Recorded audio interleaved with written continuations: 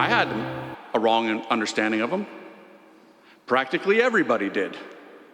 But right now, in this time of anthropological crisis, God is giving to us in a huge way.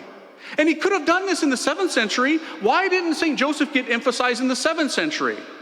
Because even heretics back then, even people who, struggled, knew what marriage was and knew which bathroom to use. But today, not the case. Why didn't God give this elevation of St. Joseph in the 13th century, 17th century, 18th century? Because he knew there would come a crisis of unparalleled proportions in our day. And that instead of looking to your sports figures and your TV personalities, or God forbid, your politicians or others, he's going to present to you the ultimate man. The one that God wanted to be like. Yeah. God doesn't want to be like your football player. Nah. He doesn't want to be like your musicians. Nope. And it almost sounds like what I'm about to say is heresy, but it's not. God doesn't want to be like anybody. God doesn't need to imitate anybody in his divinity. He's God. He doesn't need to learn a language from you or learn how to walk from you. But when he took on human nature, he did.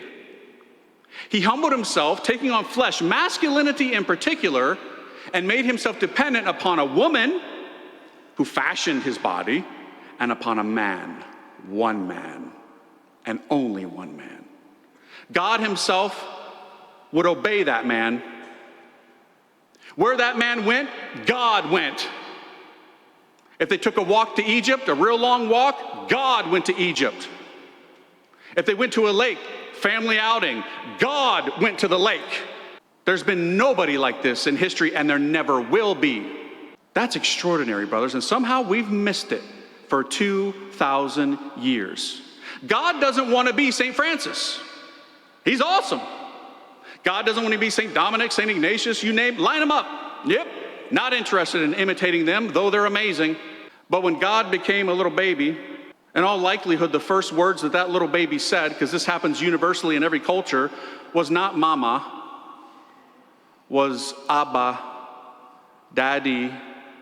And where was he looking? Where were those little divine baby eyes looking? To a man named Joseph.